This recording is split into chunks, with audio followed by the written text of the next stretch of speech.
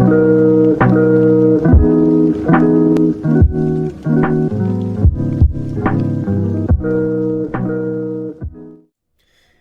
folks, Redmaster here, and welcome back to episode of Cards and Castles 2, where we're checking out a deck video for the first time in 4 months. I think the last deck we showcased here on the channel, we did the Fire University build, and since then, several new cards have been released as part of the mini set to Cards and Castle. We got cards like Mushroom Man, Davy Jones, Kaiju God, etc., all those guys. We haven't made a deck video since that time, and about a month since those new cards have hit the format as well, so I figured why not jump in and see what they can do. And I did manage to find an old deck that has regained some kind of prominence with one of the new cards involved. And of course, we're talking about the old Viking Ninja Aggro stuff that used to be, you know, very prevalent back in the day. Very, very prevalent to, I think, you know, to the degree that an emergency intervention was needed for the deck, if I remember correctly. I could be wrong on that. Some historians can fact check me on that, but that's at least how I remember it. And like I said, it hasn't really seen a lot of prominence since that time. However, one of the new tools in Ninjas has kind of flipped that around, and we've been seeing it do better and better in today's current landscape. So I want to showcase the deck to you guys to have you guys be prepared in case you face it or find it, and also just if you want to get a chance to play it, even though it is an aggro build. And God, Redmaster promoting aggro in 2024 is a crazy scenario, because those who know me know I don't like to promote aggro rush type play styles per se, but I figured it's important to showcase to you guys this one. So without any further ado, let's go ahead and check out the Viking Ninja Aggro build right now. Alright folks, and here we are, the Viking Ninja Aggro build, and God, you could already tell it's a very rush aggro style when you've got no card, or excuse me, one card in this case, past 3 gold, and that being Sergeant Corman, which we'll get to in a minute here. But if you haven't already kind of figured out the style of this deck, it's just very straightforward. You hit your opponent in the face as fast as humanly possible to score out a win. A lot of tools to not only hit face damage, but also kind of sneak in more ways to do so. Things like Kunoichi in here being able to replace things like Secret Dragon replacing what could be a simple blacksmith or books into a huge hulking powerhouse is normally how games would end, at least in most parts. But what makes this deck sort of pop out a bit more is the addition of one particular card, that being Momentum, another new card introduced in that mini set. It reads, draw a card. If you play it this turn, repeat this effect. Essentially, in a build where you have a lot of cards under, you know, 3 gold, on, you know, turn 8 or 9, this could be at least 4 cards in one, cycling through your builds to find most ways to just maybe eke out that extra bit of damage to close out the game, or find ways that you can kind of slow down your opponent so that way you can kind of, you know, pick back up, or kind of like disturb your opponent, because there are necessities, or there are times where sometimes if you don't hit the early game gas pedal hard enough, they're going to come at you. So you need to do a little bit of damage control. But Momentum is the way to help you do that. Just finding more cards and resources, which again, is I think a classic problem that aggro or rush builds tend to face here. Once they kind of run out of steam, that's it. But Momentum changes that and allows you to filter through more of your, you know, aggro beat 'em up tools very easily. So that is sort of like the star shine of the deck. However, the rest of the deck too can kick a lot of ass, as you can see. And let's go ahead and break down sort of a little bit of a card by card here to showcase why some pieces are in here and what we're exactly looking for with some of them. So let's go ahead and start out all the way at the top here with the 1-drops, the Cockatrice and the Ice Weaver. These guys, I mean, I kind of classify them in the same vein because they're both 1-drops, but 1-drops are 1-drops. I mean, Ice Weaver, if you guys play Vikings, you know Ice Weaver is probably the number 1-drop to include. Probably the most number 1-drop in all of Cards and Castle right now is just Ice Weaver. He's just very good, and pairing that off with Kunoichi to replace and get more Frost Blast is just really annoying. So you definitely want Ice Weaver packed in this deck. And the same logic kind of goes behind Cockatrice as well. It's a damage dealer that you could use to push in that last bits of damage into your castle. And again, being able to replace that with Kunoichi can just be a little bit, prevalent, in my opinion. But they're the early 1-drops, get yourself on the board established type deal. Then you've got the Blacksmith here. Blacksmith is very good because it creates copies of cards in your hand, and most of the tools in your hand are tools to continue your aggro presence. So putting down a 1/3 and then following up with maybe, you know, another Ice Weaver per se, or at least another card that can do some damage is pretty good. We want cards copied in here. This also, of course, copies a very crucial card, which we'll go over later on. Following that, you got Infestation in here, the 3 rats for 2 gold. This is more important, again, paired with another card in the deck. Normally, you know, Infestation might not be the tool to utilize here, but it not only kind of extends your deck to keep you alive past maybe like a momentum overdrive, but it also allows you to play, and we'll kind of just jump to it now, actually, because I'm just hinting at this card so much. Secret Dragon. The, I think, biggest surprise card in this deck is Secret Dragon. The ability to sanctify this card in this deck with everything being 2 gold. You could easily, you know, turn 7 sanctify and then place it on an existing rat or Master at Arms is crazy. And hell, maybe even sneak a katana in there for the win, rushing that in. This is usually the big closer that this deck tends to rely on. And with the Blacksmith copying cards, you sanctify this, then Blacksmith, you have a chance of easily just getting a free sanctified Secret Dragon in your hand again. And you know, that's a trick that all Sanctify cards have, technically, with Blacksmith involved. You can copy over the Sanctified effect, so that way you can get multiple copies of, you know, Secret Dragon, you know, past the 2 card limit. So, very, very sneaky there. But that is, again, your game closer, because it's a big, you know, big dragon. You know, things like Rakanoth, Mordanoth, the Life Giver, all the cards, all those big dragons can really actually end the game if you're patient enough. And Infestation actually helps that because you have a lot of smaller bodies on the board at one time. So if your opponent can only kill some but not all, you can use that one rat that survived, transform into a dragon, and throw it at your opponent. Following that, we've got Kunoichi. Kunoichi I kind of was implying to before with Ice Weaver. A card that could basically bounce back your smaller, impactful units like Blacksmith, Ice Weaver, Assailant, keep popping them off over and over again while also putting a 3/2 on the board to slash at face, or a stronger opponent's unit that might be blocking your way, or a smaller one that might be a free trade depending on your scenario. This thing is brutal against the peasants. Ice Weaver into an opponent peasant into Kunoichi is just annoying because you have a Frost Blast, a surviving Kunoichi, they have a dead peasant, you know, so on and so forth. Books is here simply for draw. It's a cheap way for us to get, you know, more draw in there, and the higher attack stat. If I'm able to push it up into face, it's more damage than some of your other more immediate draws. You know, if you think about like cards like the Duck, where you can get an immediate Warcry and draw, the Books is just stronger attack power, and that's kind of what we want in this deck. So we go for Books. Following that, Master at Arms, a great way to give your power to, or give attack power to bigger units like the Blacksmith or the Kunoichi, or just removing some other annoying small fry. Usually Master at Arms is good with, you know, one hit removal, just sort of like the last bit of damage, or like I said, it could boost up your other guys. Assailant for some ping damage and 3/2 stat line. It's just kind of a, again, great aggro tool. I don't think if you're running aggro, you wouldn't consider Mercenaries Assailant. Momentum, we've talked about. The way that you have this big draw turn and get multiple cards out in your end stages can kind of be that huge swing draw that most aggro decks need. Secret Dragon, we've talked about again as well. Sensei, to pick up more cards from your deck. A more immediate draw, but also giving stat lines to your units, which is pretty prevalent. Katana as sort of, again, the combo game ender, but also more removal and just a way that you can get in more cheap damage. Giving your cards that +2 and elusive can really be impactful and stack up over time. You know, Assailant Kunoichi jump up to 5 attack with this, you know, Black jump up to 3/3. It's an annoying card to deal with for sure, and again, tends to be the game ender in this deck. So you want to keep that in hand, or handy, however you want to say it.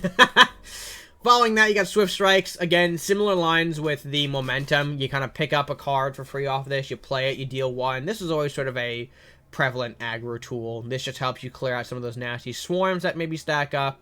Albeit maybe, you know, not in an immediate shot, as it only deals 1 damage. But hey, it's still useful, and it still kind of can get you through your deck and deal damage to castle, which is important. Multi-strike in here for cleanup purposes, sort of the response to an opponent's early game. If they start putting out some cards to disrupt your early units. You throw multi-strike in to kind of shut that down. The 2 and the 4, highly prevalent, especially the 4 damage for cards that are in that, you know, turn 3, turn 4 phase. They're stacking up with 3, 4 HP. This instantly removes them, and you get to charge right in. Keep on your pressure, keep on your aggro. And then following that, you got Sakayuna the Slayer. Similar veins to the Mercenaries Assailant here. This is just a lot of extra damage coming out. And a card that can be replaced by Kunoichi to bring back into your hand to do more and more damage. So, Sakayuna, very, very good.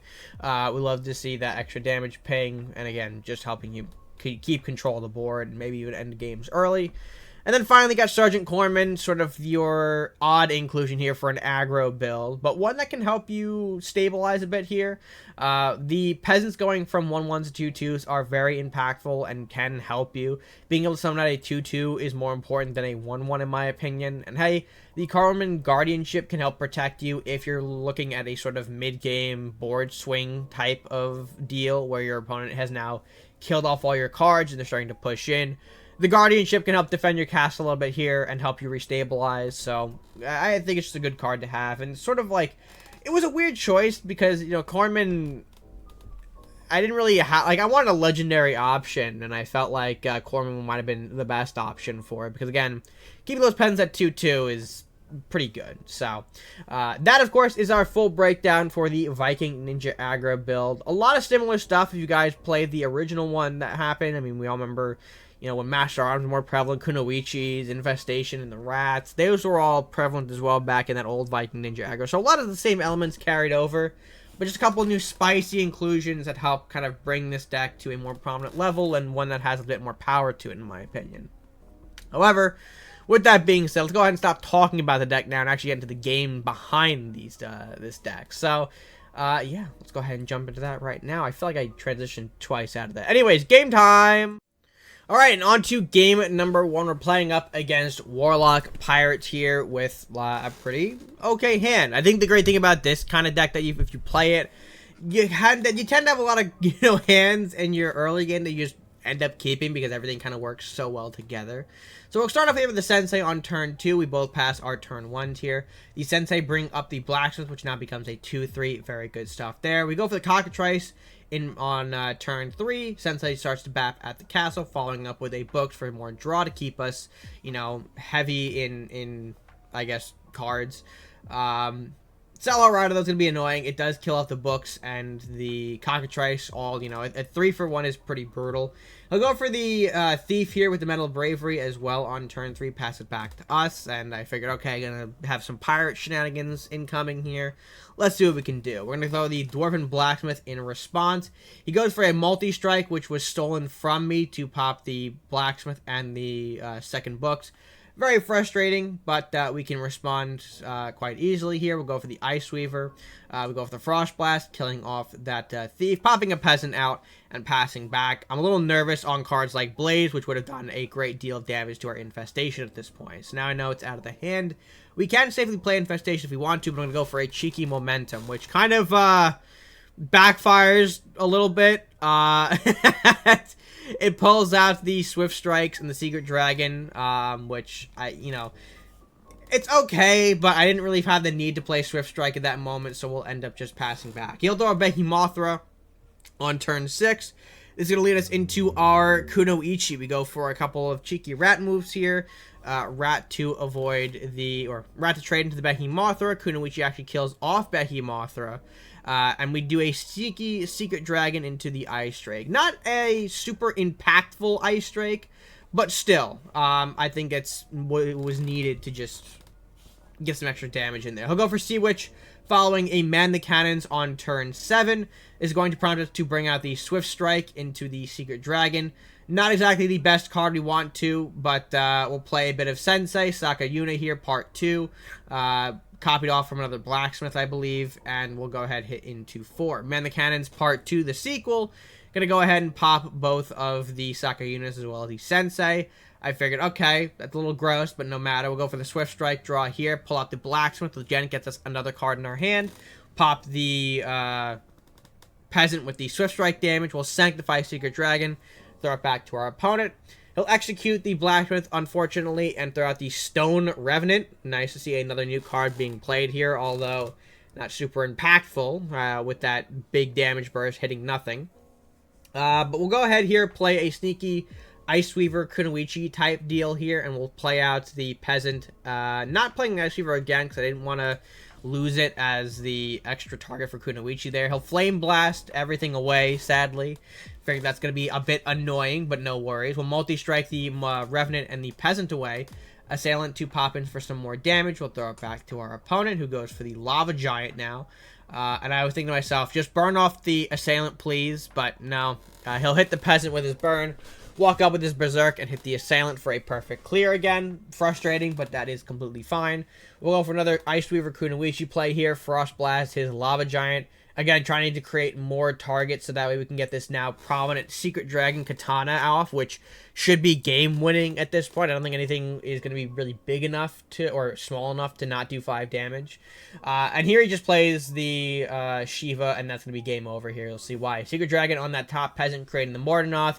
Kunoichi with the Frost Blast combination there. I thought it would kill off the Lava Giant as well, but I forgot it's only enemies. And anyways, Mordennoth Katana, that's going to be game over right there. So that is, of course, the prominent way to end off games. And as you saw during the beginning, a lot of effective ways to get some cheap damage pings here and there, which set you up for that big, you know, Secret Dragon burst turn. It's kind of the idea of it.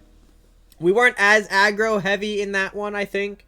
But that's just because our opponent had lots of ways to kill off our guys. And that's, of course, prominent when you're playing off against a deck like Warlock Pirates. There's just a lot of explosive spells and that to kind of wipe you out. But hey, walked over the W, and that's what's important. So let's go ahead and move on to game 2 and show you what more this deck is capable of.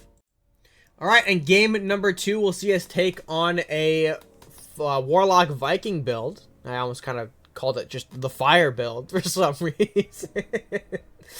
But anyways, here we'll have a Medal of Bravery turn into our Sensei to start things off here. Early Treasure is nice to have, and I do want to get the always... When you play the deck, you kind of want the first card to be in your favor so you can kind of react to things like Peasant, which our opponent has played here. So as you can see, Cockatrice away the Peasant, and actually go for an early cheeky Mercenaries Assailant as well to kind of solidify more damage onto our opponent. Our opponent's going to respond with the Frozen Warrior, putting out the Hassan City Guard, which I find to be quite annoying at this time, but that is okay. No Katana, unfortunately, to wrap this Assailant around the Guard in for some more damage. But in the meantime, we'll go for the Ice Weaver and the Sensei combination, putting a lot of presence on the board very early. Our opponent throws out a Shield Maiden, which, you know, he can't play a Blaze in response to all that. Doesn't have enough gold in his pocket yet to do so, so we feel pretty safe in doing this. We go for the Swift Strike, but end up not pulling a card we could play, so we go for the Frost Blast, hit off the Maiden with the Sensei, and then cheek around for a lot of additional damage here. Assailant, both Assailant, Sensei, Ice Weaver, Cockatrice, all landing some direct shots, and already bringing our opponent down to 5 HP at turn 5. At this point, turn 5, he blazes, which is annoying, but that's okay. We'll still make do. We pull out a Master at Arms here for the following turn. I throw a Peasant at the bottom there to try and get a sneaky Secret Dragon decoy play off. But he goes ahead and plays in the big old Lightning Elemental. School of Magic for follow-up as well. He pops into the Peasant down there for some extra damage. Well, excuse me, extra gold and some draw, which I feel like is justified. However, Blacksmith comes in, duplicates the Katana here, and as you can see, the Master Arm can be moving very, very quickly to end off the game. So if you can sneak away with it, this deck can pull off wins, but it shows you how important the Shadow Katanas are to this build. Being able to run past enemies that are just board blocking you because they think, okay, I can put this in front, and he has to respond to things like you see there. The Hassan City Guard could have been a devastating way for me to lose the game here. Let me just go ahead and show you guys again on the board here. This thing unchecked could have been a problem, and it would have been a great way for him to deal or draw him a lot of cards because, as you can see, my hand's not really super well equipped to deal with the Legionnaire. But hey, able to sneak out with the additional damage over time, and the sneaky way of Shadow Katana is very, very good. This deck loves Shadow Katana, and you should too. If you're not loving Shadow Katana by the end of this, I don't know what I'm doing wrong. But anyways, that's going to be game number 2 wrapped in the books. Let's go ahead and hop to game number 3. All right, and game number 3, let's go ahead and jump in as our opponent now rocking the Necromancer Warlock build. A lot of Warlocks in today's lineup, but that is completely fine with me. We'll go ahead and go for an early Cockatrice here on the turn 1, because I'm hoping to maybe catch a Kunoichi turn 2. Follow-up here, he's going to go for a Metal of Bravery into the Chronomancer pull, which I found to be interesting here. No Peasant from him. He's well-equipped deal with me on turn 2, but that's okay. We're going to go ahead and quickly trade out with the Kunoichi. Again, bringing back the Cockatrice back into our hand for another kind of sneaky damage ping somewhere. At this point, our hand's not looking completely good, so we'll go for the Blacksmith. I pull out the second Cockatrice off it, so I just decide, hey, I have the gold. Let's use it to get rid of the Peasant. I'll go for a Corpse Explosion here and pop the Cockatrice with that additional damage from that one Tombstone. I say, okay, not a big deal. Let's go ahead and Cockatrice that second Peasant again. And we'll go for a Peasant, I believe, as well of our own. So, again, showing how this deck really wants that lock on the early game. A lot of damage to kind of control the board, and a lot of units to throw out your opponent very, very quickly. We'll go ahead and here for a big chunk of his castle. I say big chunk. 3 whole damage coming in. Cockatrice, Peasant, and Blacksmith here following up with the Ice Weaver. Frost blasting the Frog Prince away, which gave him a bit of a draw, but that is fine. I just don't want him to interact with us to kill off our units here. Turn 5 for him, though, is big. Friendly Giant is annoying. This thing is very big at this time. 4-8, because he hasn't played a lot of cards from his hand, which I find to be quite a nuisance. We'll go for the Ice Weaver off the Swift Strikes here for a bit of extra damage. We'll go for the Assailant, popping into the depot as well as the castle. And I figured, alright, let's go ahead and try to chip this thing down, because our hand isn't looking too good to just leave that alone. We have to bypass it because of its guardianship, which is annoying. I'll go for the White Knight here with the Ramrus. Ramrus charging and taking out my Ice Weaver, which is a problem. Following up with the Flying Books as well, or Leatherbound Books, excuse me. They're flying. You can cut me some slack on that. And his Giant takes out my Black at the bottom corner there. Multi-Strike, though, is huge for us. We'll pop into his White Knight, and his Giant. Peasant will trade with the White Knight Reborn. Cockatrice pops the books. Suck a unit coming out to deal some damage. Again, depot is destroyed, but also more damage to castle. He'll Essence of Hatred away my unit, which is a bit sad. Army of the Dead as well. We'll have the Frost Lich, and it's going to be game over from here, because you see what our heads are. You see what's in our hand. Secret Dragon Sanctify time. You see there, Sanctify it. Secret Dragon to replace with a Legendary Dragon. Cockatrice becomes a huge board enough, which is game winning without even the Assailant damage in pocket. So yeah, you can see, folks, this deck hits hard. This deck hits very, very quickly. And unfortunately, if they don't have the response, they kind of fall apart quickly. And we even saw in a deck like that where he had some options to stabilize, it was pretty bad for him. He fell not even before turn 10 hit. So it's a bit of a scary one for sure. It really is. But in doing so, I am liking this deck. I'm liking how it plays and how it feels. So if you're looking for fast games, do throw this deck in consideration, because it might just be what you're looking for. So, with game 3, though, covered, I think it's about a good time to close the video, so let's go ahead and end this one off.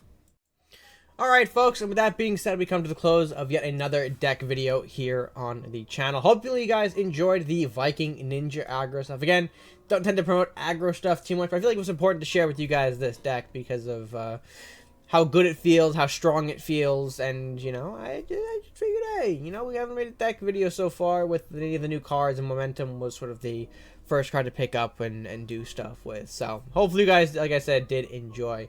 If you want to try this deck out for yourself, feel free. The code for this is always in the description below. If you're new and haven't imported a deck list before, go to Manage, Import, pop in the code, which you can find again in the description, and you'll have a full deck list here like you see without having the need to pause and build behind the video, which is, again, very convenient for you. And while you're not done so already, be sure to like the video, share with your friends, of course, comment your thoughts on the deck down below. If you play the deck, if you want to play the deck, what you think of the game, anything like that, feel free, leave that in the comments. And subscribe if you're new or haven't done so already to the channel. Best way to keep us thriving and growing here on YouTube, bit by bit, step by step. Feel free to subscribe, again, no cost to you. And yeah, if you also want to check out more of what I've been doing on the internet, because you know, for those who know me and know that we're not just doing YouTube at the moment these days, feel free to check us out on Twitch and on Twitter. Links for those also down in the description, where we are thriving with a new community. We are building brick by brick. I shouldn't say new community. We've been rocking the same community. I just, you know, I like to keep saying new community, because, you know, in a way it's been a refreshing take to introduce new folks into our world here beyond the cards. So that's just me. However, with that being said, I think I've kind of rambled enough and did a lot of self-promo, so I'll leave you to it. Until next time, stay gaming.